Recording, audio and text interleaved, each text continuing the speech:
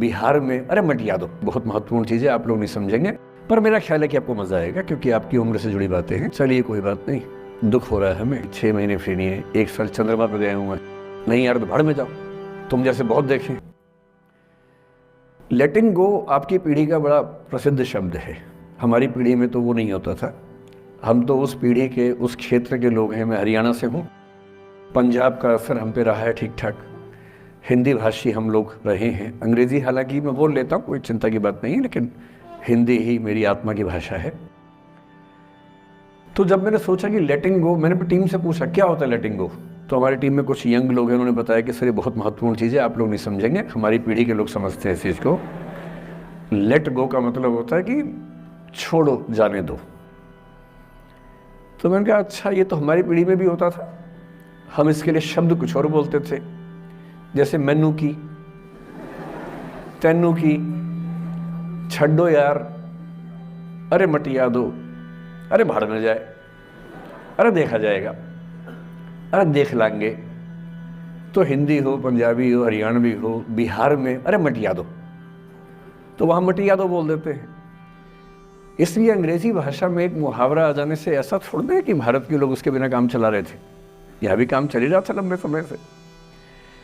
तो फिर मैंने कहा ये टॉपिक ठीक है, और जिस उम्र के बच्चों को एड्रेस करना है, उस उम्र के बच्चे अक्सर इमोशनल टर्मोइल में रहते होंगे। यही उम्र है जब दिल लगता है, टूटता है, और करियर बनेगा नहीं बनेगा, फेलियर्स मिलते हैं। तो जिस उम्र में इमोशन सबसे ज़्यादा उठापटक करते हैं, उछल कूद मचाते हैं, एंग्जाइटी, डिप्रेशन, ये सब होता है। मैं तो अपने जीवन के अनुभवों से, साहित्य से, दर्शन से, कानून से, पढ़ते पढ़ते जो मैंने सीखा, अनुभवों से बड़ा कोई गुरु नहीं होता, तो मैं अनुभवों से सीख के बातें करना पसंद करता हूँ। पर मेरा ख्याल है कि आपको मजा आएगा क्योंकि आपकी उम्र से जुड़ी बातें हैं, आपको अच्छा लगेगा। मैं सबसे पहले 2 शब्दों में अंतर स्पष्ट करना चाहता हूँ। एक शब्द है गिव अप करना, एक है लेट गो करना। कभी कभी लगता है कि दोनों बातें एक जैसी हैं, पर दोनों बातें एक जैसी हैं नहीं। गिव अप करने का मतलब होता है हार मान लेना। मैं आजकल अवॉइड करता हूं कि कहीं जाऊं, क्योंकि पता नहीं पिछले 3 साल में ऐसा क्या हुआ, इनविटेशंस इतने मुझे आने लग गए हैं। मैं 25 साल से पढ़ा रहा था, कोई पूछता भी नहीं था मुझे। ये कोविड में यूट्यूब में पता नहीं क्या हुआ है, अब पता नहीं कहाँ कहाँ से इन्विटेशन आते हैं। फिर अब हमने पॉलिसी बनाई है कि जितना कम हो सके उतना कम जाएं। अच्छा, मना करना खराब लगता है, तो हम क्या करते हैं कि धैर्य की परीक्षा लेते हैं। जैसे इनके लिए हमने सिंपल पॉलिसी है कि जब कोई बच्चा कहे आने के लिए, उसको बोलो कि सर 3 महीने फ्री नहीं है, 6 महीने फ्री नहीं है, 1 साल चंद्रमा पे गए हुए हैं। कुछ ऐसा वैसा बोल के टालो, किसी का दिल भी ना दुखे और मैं भी अपना समय बचा लूँ।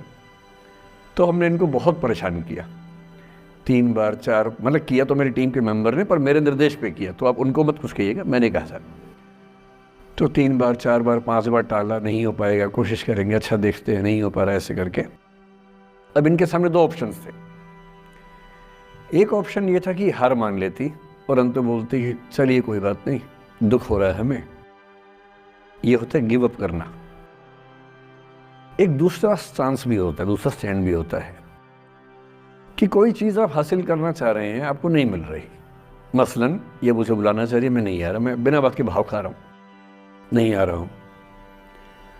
और एक समय के बाद ये इस मूड में आ जाती कि भाड़ में जाओ, नहीं यार तो भाड़ में जाओ, तुम जैसे बहुत देखे हैं, एक ढूंढेंगे 100 मिल जाएंगे तुम्हारे जैसे, क्या समझते हो अपने आप को। और फिर मैं कहता मैं आना चाहता हूँ, कहते नहीं हम नहीं बुलाएंगे आपको। ये होता है लेट गो करना। क्यों किसी को इतना भाव देना है भाई? अगर कोई चीज नहीं हासिल हो रही तो भाड़ में जाए। क्यों किसी के लिए फ्रस्ट्रेशन झेलनी है, क्यों परेशान होना है?